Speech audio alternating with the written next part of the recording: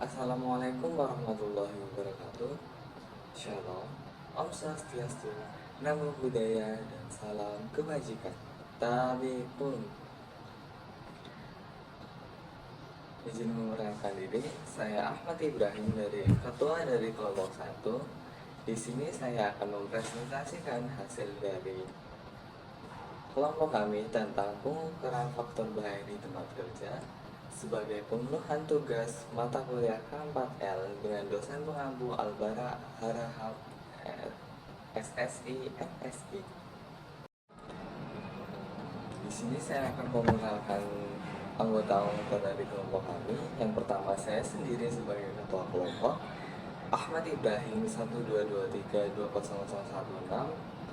Aniza Wulandari 122320035, Satra Maulana 122320006, Dentar Jiat Maesa 122320023, Dio Rizky Pratama 122320012. Berikutnya Habibi Atalah Zaki 122320029, Jafas Nurzali Azali 122320001, Lutfi Listia Wiyandani 122320027, Maria Esa Dina Manula 122320034, Mira Algita 122320021, Muhammad Adam 122320009, Muhammad Raihan 122320033, Novi Yanti Aritona 122320022, Randy Ferbian Hutagalung Randy Febrian Hutagalung 122320002, Saud Martua Turnip 122320011. Berikut adalah outline dari kelompok kami. Yang pertama, referensi dari aturan yang berlaku.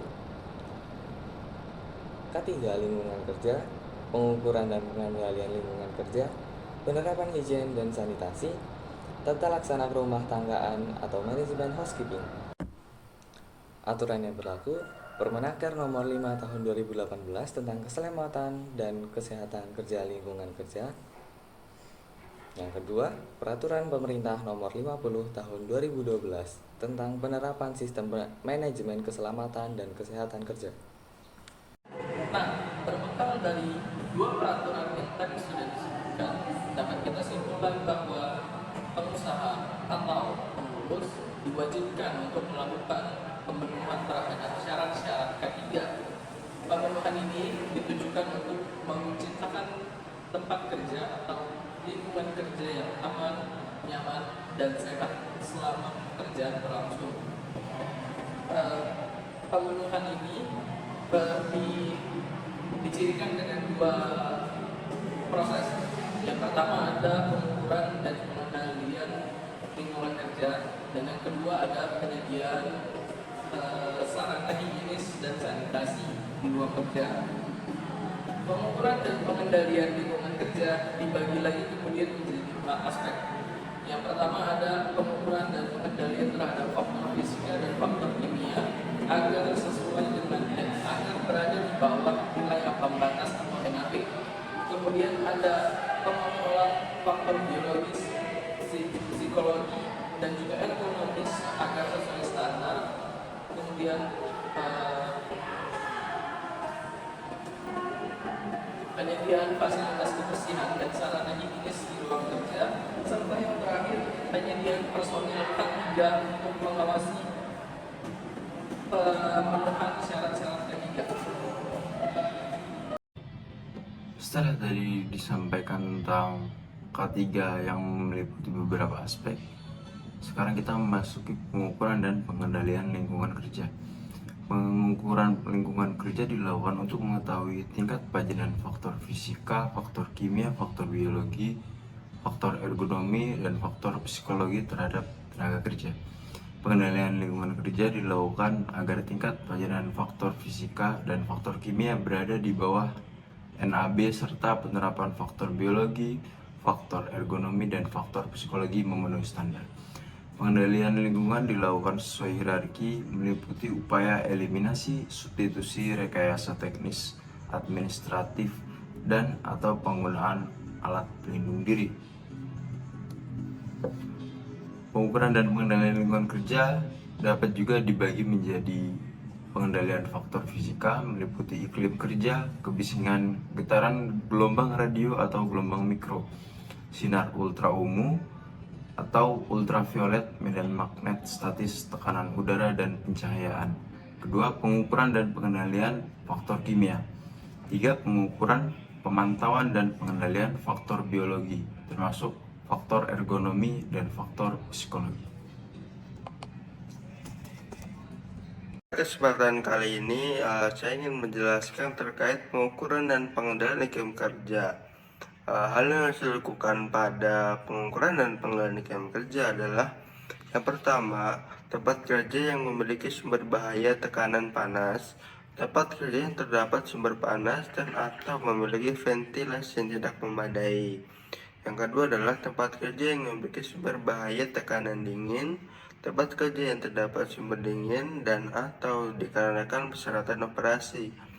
Contoh bentuk dalam pengendalian iklim kerja adalah yang pertama, menghilangkan sumber panas atau sumber dingin dari tempat kerja.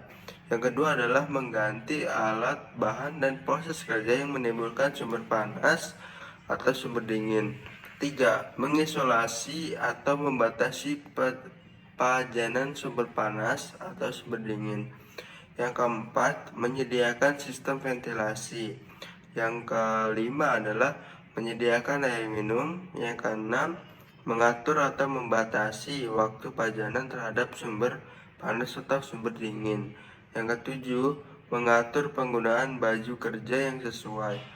Yang kedelapan, mengatur penggunaan alat pelindung diri yang sesuai. Yang kesembilan adalah melakukan pengendalian lainnya sesuai dengan perkembangan ilmu pengetahuan dan teknologi. Selanjutnya adalah pengukuran dan pengendalian kebisingan. Hal yang harus dilakukan pada pengukuran dan pengendalian kebisingan adalah tempat kerja yang memiliki sumber bahaya kebisingan dari operasional peralatan kerja, yang merupakan tempat kerja yang terdapat sumber kebisingan terus-menerus, terputus-putus, impulsif, dan impulsif berulang.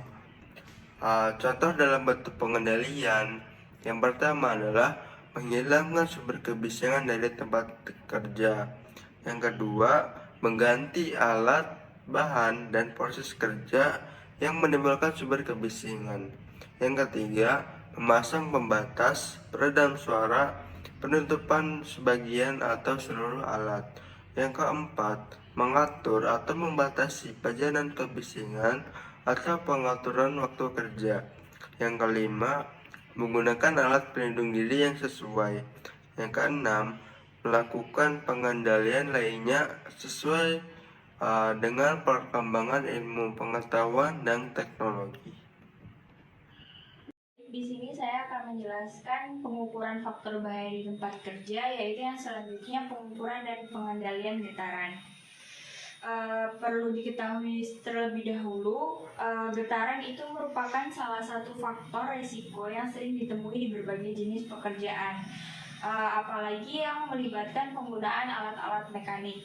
Paparan getaran dalam jangka waktu yang lama dapat menimbulkan berbagai jenis masalah kesehatan, terutama masalah syaraf dan juga persendian.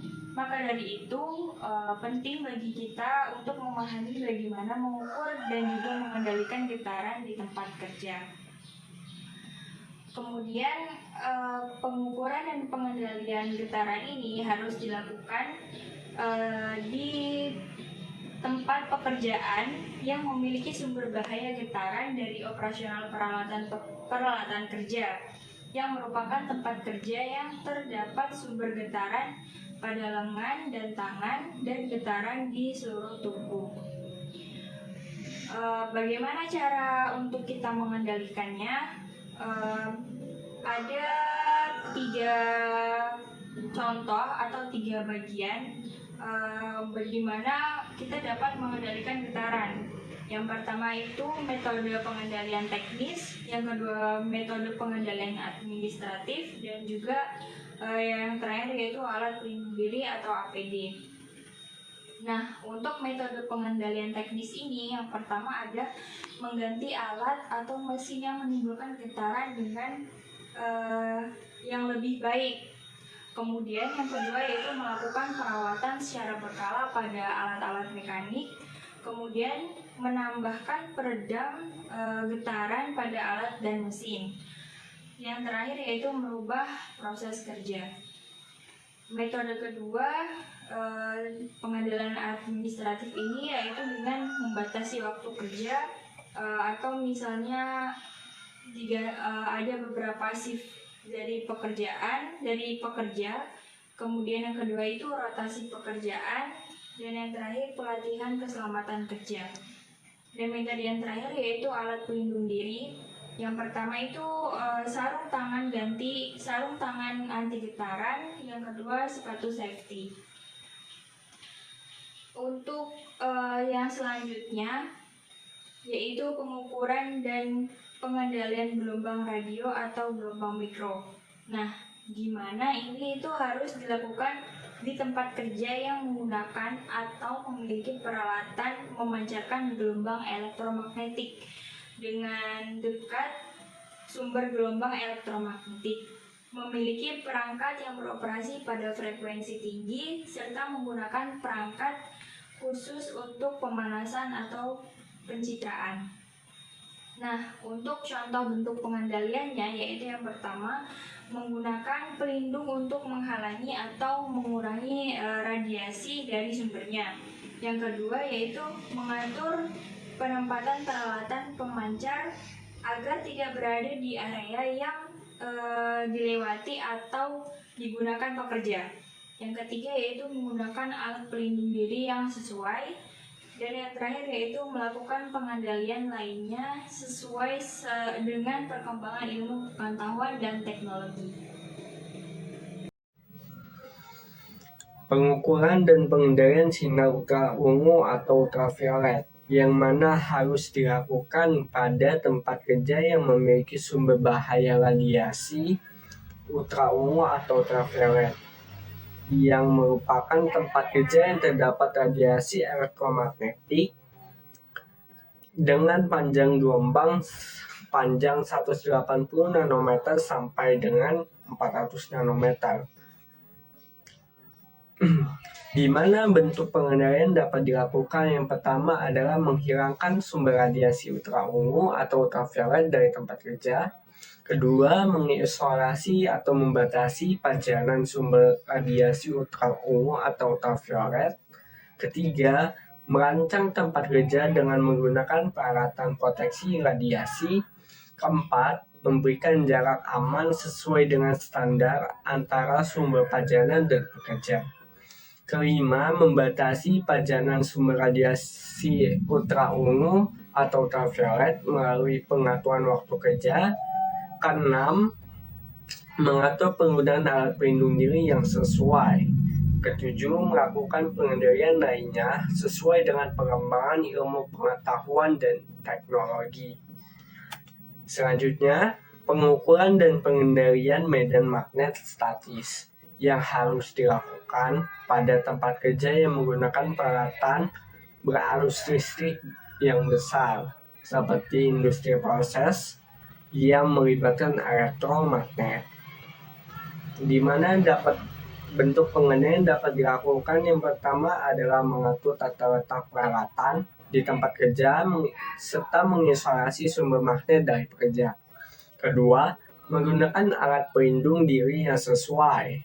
Ketiga, melakukan pengendalian lainnya sesuai dengan perkembangan ilmu pengetahuan dan teknologi. Pengukuran dan pengendalian tekanan udara harus dilakukan pada tempat kerja yang memiliki sumber bahaya tekanan udara ekstrim seperti tempat kerja yang kedap air, di perairan yang dalam, dan pekerjaan di bawah tanah atau air. Contoh bentuk pengendaliannya yaitu pertama, menghindari pekerjaan pada tempat kerja yang memiliki sumber bahaya tekanan udara ekstrim.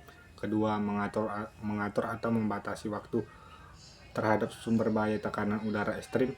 Yang ketiga, menggunakan baju kerja yang sesuai. Yang keempat, menggunakan alat pelindung diri yang sesuai. Yang kelima, melakukan pengendalian lainnya sesuai dengan perkembangan ilmu pengetahuan dan teknologi. Kemudian ada pengukuran dan pengendalian pencahayaan harus dilakukan pada tempat kerja yang terdapat pencahayaan alami atau pencahayaan buatan.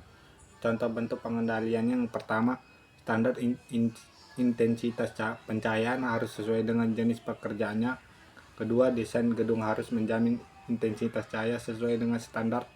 Yang ketiga, pencahayaan buatan tidak boleh menyebabkan panas yang berlebihan. Yang keempat, sarana pencahayaan darurat harus disediakan untuk penyelamatan dan evakuasi dalam keadaan darurat dengan syarat: A. Bekerja secara otomatis. B. Mempunyai intensitas pencahayaan yang cukup untuk melakukan evakuasi atau penyelamatan yang aman. C. Dipasang pada jalur evakuasi atau akses jalan keluar. Pengukuran dan pengendalian faktor kimia yang harus dilakukan pada pekerja yaitu contoh bentuk pengendaliannya. Yang pertama, menghilangkan sumber potensi bahaya kimia dari tempat kerja, kemudian mengganti bahan kimia dengan bahan kimia yang lain tidak mempunyai potensi bahaya atau potensi yang lebih rendah. Yang ketiga itu memodifikasi proses kerja yang menimbulkan sumber potensi bahaya kimia. Yang keempat, mengisolasi dan membatasi pekerjaan sumber potensi bahaya kimia. Kemudian yang kelima, menyediakan sistem ventilasi. 6. Membatasi pajanan sumber potensi bahaya kimia melalui pengaturan waktu kerja. Yang ketujuh, merotasi tenaga kerja ke dalam proses pekerjaan yang tidak terdapat potensi bahaya bahan kimia. Yang ke-8 yaitu mengatur penyediaan lembar data keselamatan bahan dan label bahan kimia. Yang 9, mengatur penggunaan alat pelindung diri yang sesuai. Yang terakhir yaitu 10, melakukan pengendalian lainnya sesuai dengan tingkat risiko. Kemudian di sini ada pengukuran, pemantauan, dan pengendalian faktor biologi. Potensi bahayanya berupa mikroorganisme dan atau toksinnya. Kemudian arthropoda atau toksinnya, hewan invertebrata dan atau toksinnya, alergen dan toksin dari tumbuhan, binatang berbisa, binatang buas, produk binatang dan tumbuhan yang berbahaya lainnya. Contoh bentuk pengendaliannya yaitu yang pertama, menghilangkan atau menghindari sumber bahaya binatang dari tempat kerja. Yang kedua yaitu mengisolasi atau membatasi pajanan sumber daya faktor biologi. Yang ketiga, menggunakan alat pelindung diri yang sesuai. Yang keempat, memasang rambu-rambu yang sesuai. Kemudian yang terakhir, melakukan pengendalian lainnya sesuai dengan tingkat risiko. Lain bentuk pengendalian faktor biologi, yang pertama ada menghilangkan sumber bahaya faktor biologi di tempat kerja. Lalu yang kedua ada mengganti bahan dan proses kerja menimbulkan sumber bahaya faktor biologi. Yang ketiga itu mengisolasi atau membatasi pajanan sumber daya bahaya faktor biologi. Yang keempat itu menyediakan sistem ventilasi untuk masuknya udara ke tempat kerja. Lalu yang kelima, mengatur atau membatasi waktu pajanan terhadap sumber daya faktor biologi. Yang keenam itu menggunakan alat pelindung diri atau APD yang sesuai dengan standar SNI atau Standar Nasional Indonesia. Yang ketujuh itu memasang rambu-rambu yang sesuai dengan tempat kerja seperti bahaya kimia, bahaya biologinya, dan yang lain-lain. Lalu yang kedelapan, meningkatkan higien individu tenaga kerja. Lalu yang ke-9 itu memberikan disinfektan sebelum melakukan pekerjaan agar lebih steril. Yang ke-10 itu mengatur penyediaan fasilitas sanitasi berupa air atau antiseptik dan melakukan pengendalian lainnya sesuai dengan tingkat risiko yang berbahaya. Pengukuran dan pengendalian faktor ergonomi itu yang pertama ada potensi bahayanya. Potensi bahayanya ada 3. Yang pertama itu sistem kerja, posisi dan postur tubuh yang tidak sesuai saat melakukan pekerjaan.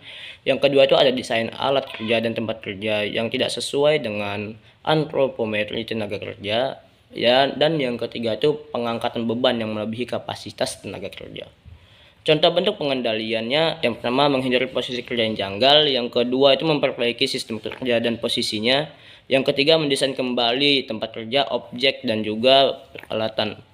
Lalu yang keempat itu mengatur waktu kerja dan waktu istirahat, yang keenam itu melakukan pekerjaan dengan sikap tubuh yang dalam posisi baik, dan next yang akhir itu menggunakan alat bantu jika tidak memungkinkan untuk manual.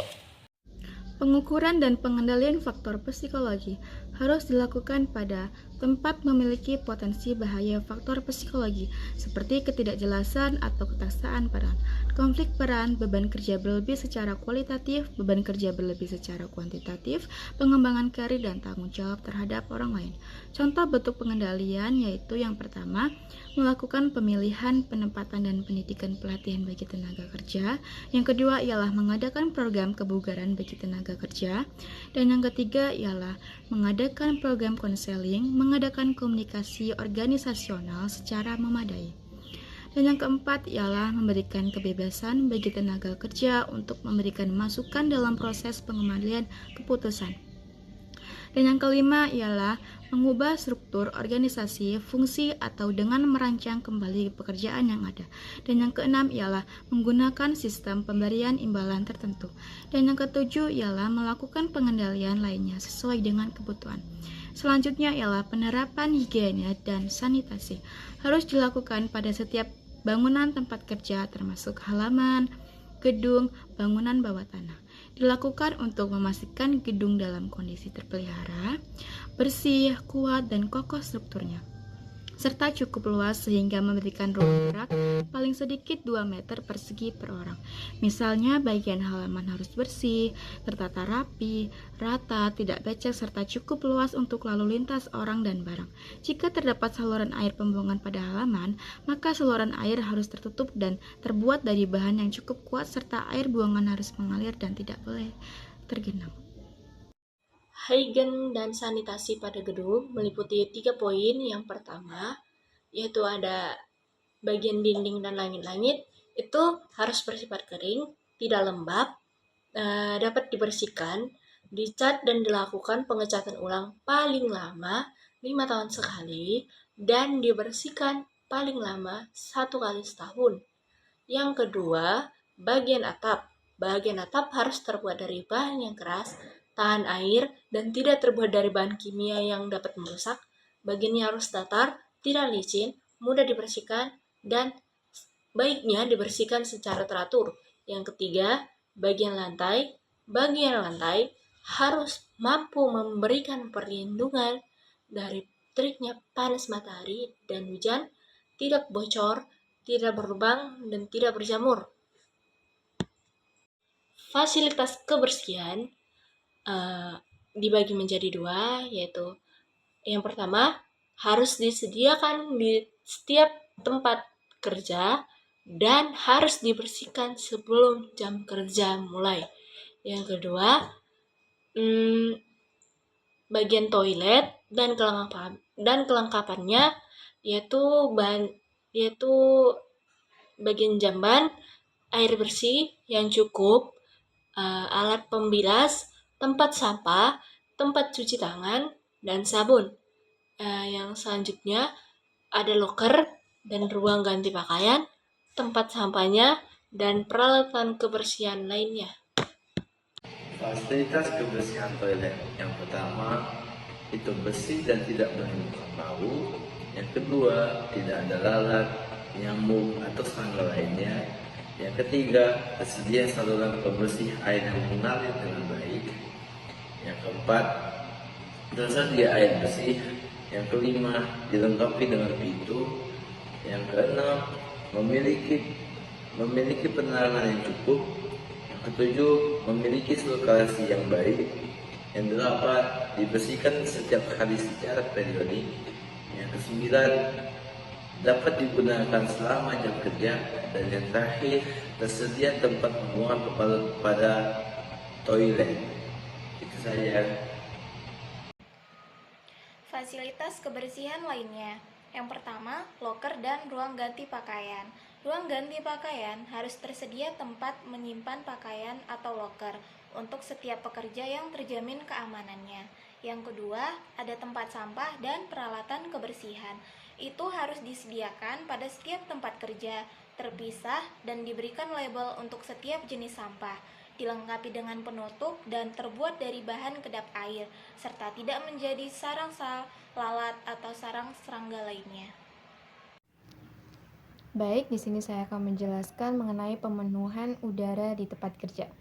Jadi pemenuhan udara di tempat kerja merujuk pada upaya untuk memastikan udara yang dihirup oleh pekerja telah memenuhi standar yang telah ditetapkan untuk mendukung kesehatan dan juga kenyamanan mereka saat bekerja.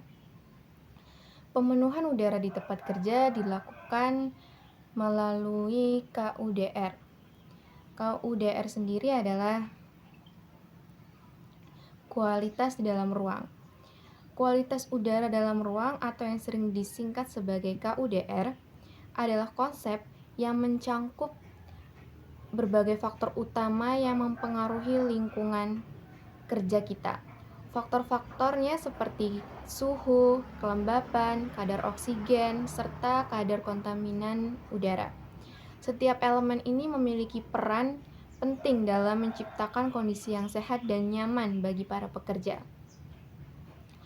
Standar kualitas udara dalam ruang sendiri untuk mencapai kenyamanan yang optimal, standar yang telah ditetapkan untuk suhu dalam ruang berkisar antara 23 derajat Celcius hingga 26 derajat Celcius.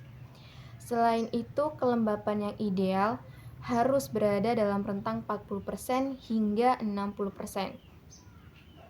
Hal ini penting karena kelembapan yang terlalu tinggi atau rendah dapat menyebabkan masalah kesehatan. Selain itu, suhu dan kelembapan kadar oksigen dalam ruang juga harus diperhatikan. Dengan kisaran yang ideal antara 19,5% hingga 23,5% dari volume udara. Tak kalah penting juga untuk menjaga perbedaan suhu agar transisi dari satu ruang ke ruang lainnya tetap nyaman untuk para pekerja. Selain itu ada ventilasi udara. Ventilasi ruang udara. Ventilasi yang baik adalah kunci untuk memastikan sirkulasi udara yang sehat. Tanpa ventilasi yang memadai, kontaminan udara dapat terakumulasi yang berpotensi menimbulkan resiko kesehatan bagi para pekerja. Selain itu, tinggi tempat kerja minimum yang disarankan adalah 3 meter dari lantai sampai daerah langit-langit. Namun, jika ruangan memiliki tinggi lebih dari 4 meter, maka tinggi tersebut tidak dapat dihitung untuk perhitungan ruang udara. Yang berarti kita harus memikirkan kembali desain ruang kerja kita. Kesimpulannya, dalam rangka untuk menciptakan lingkungan kerja yang lebih sehat dan produktif, penting bagi kita untuk memenuhi standar kualitas udara dalam ruangan yang telah ditetapkan. Dengan memperhatikan suhu, kelembapan, kadar oksigen, dan juga kadar kontaminan udara, kita dapat memastikan bahwa para pekerja merasa nyaman dan termotivasi dalam menjalankan tugas mereka. Baiklah, pada slide selanjutnya itu mengenai tata laksana kerumah tanggaan atau manajemen housekeeping. Jadi, pada manajemen housekeeping ini merujuk pada pengelolaan kerumah tanggaan secara keseluruhan.